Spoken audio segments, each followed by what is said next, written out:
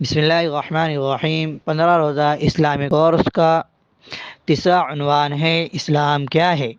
اسلام ایک دین ہے، اسلام ایک مذہب ہے، صرف دین نہیں، اسلام دین فطرت ہے۔ فطرت کسے کہتے ہیں؟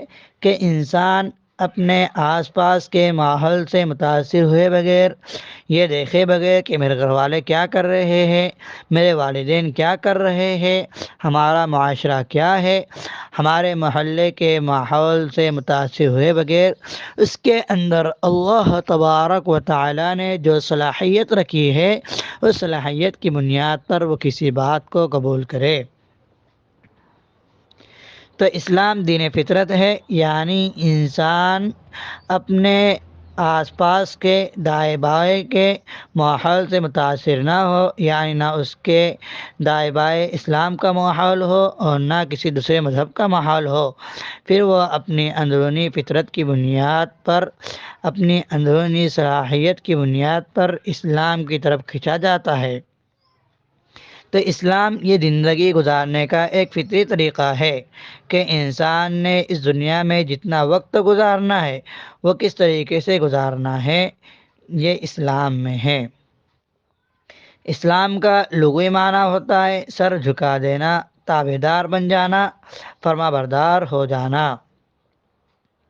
تو اسلام کا معنی ہوا اپنے آپ کو مکمل طور پر اللہ تعالیٰ کے سپرد کر دینا اور ہر پہلو سے تابعدار بن جانا۔ اور ہماری شریعت میں اسلام کہتے ہیں کہ ہمارے سرکار دو عالم صلی اللہ علیہ وسلم جتنی بھی تمام چیزیں اور حقیقتیں اللہ تعالیٰ کی طرف سے لائے ہیں ان سب کی تصدیق کرنا، انہیں دل سے ماننا اور انہیں صحیح اور حق مان کر قبول کرنا، یہ اسلام ہے۔ اسلام زندگی گزارنے کا ایک طریقہ ہے۔ اسلام کے مقابلے میں ایک کفر ہے۔ کفر کے معنی ہوتے ہیں انکار کرنا، چھپانا، ناشکری کرنا۔ نبی کریم صلی اللہ علیہ وسلم سے جتنی ثابت شدہ چیزیں ہیں ان میں سے کسی کا انکار کرنا۔ اسی طرح اسلام کے علاوہ مذہب والوں کو کافر کہا جاتا ہے، کیونکہ وہ اللہ تبارک و تعالیٰ کی ناشکری کرتے ہیں اور آپ صلی اللہ علیہ وسلم جو چیزیں لائے ہیں تو ان کا انکار کرتے ہیں۔ اسلام ایک ضابطۂ حیات ہے۔ ضابطہ کہتے ہیں قانون کو، طریقے کو، اور حیات کہتے ہیں زندگی کو۔ تو زندگی گزارنے کا ایک طریقہ ہے، محض طریقہ ہی نہیں بلکہ ایک ایسا ضابطۂ حیات ہے جو دنیا میں کامیابی کی ضمانت دیتا ہے اور آخرت میں ہمیشہ کی کامیابی کی ضمانت دیتا ہے۔ ایسا طریقہ ہے کہ آپ کو یہ ضمانت دیتا ہے کہ آپ اس طریقے کو اختیار کریں گے تو 100% اس دنیا میں کامیاب رہیں گے اور آخرت کی ہمیشہ ہمیشہ والی زندگی میں بھی کامیاب رہیں گے۔ ایسا طریقہ اسلام ہے۔ اور دنیا میں بہت سے مذاہب ہیں، ایسے مذاہب بھی ہیں جو اللہ تعالیٰ کی طرف سے آئے تھے، لیکن اسلام کے علاوہ جتنے بھی آسمانی مذہب ہیں ان میں تبدیلی ہو چکی ہے، تحریف ہے، ان کے معاملات بدل چکے ہیں، ان کی چیزیں اپنی اصل صورت پر باقی نہیں رہی، تبدیلی و تحریف سے محفوظ نہیں رہی، اور اس تبدیلی اور تحریف سے محفوظ صرف اسلام ہی ہے۔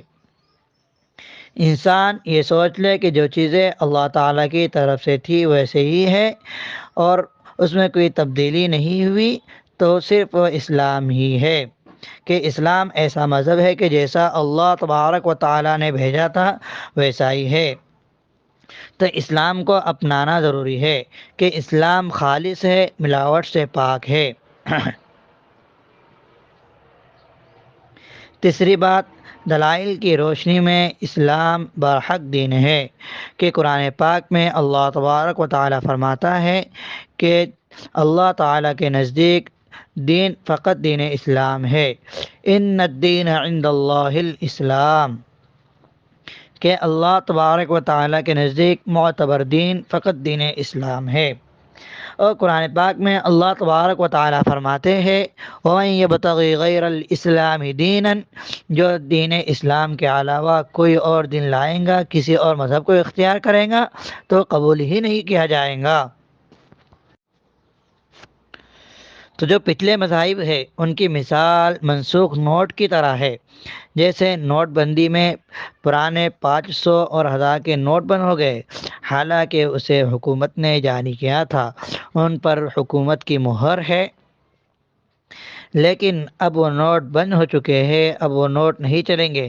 مارکیٹ میں جو نوٹ چلے گا تو وہ آج کا نیا 500 کا نوٹ چلے گا۔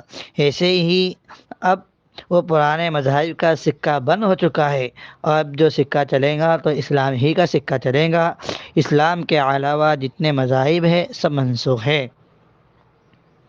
اسلامی شریعت کے دو بڑے حصے ہیں، یعنی اسلام کے دو بڑے حصے ہیں جن کا تعلق نمبر 1 جن کا تعلق دل و دماغ سے ہے، یعنی وہ بات ایسی ہے دل سے مانی جاتی ہے، تسلیم کی جاتی ہے، دماغ سے سوچی جاتی ہے۔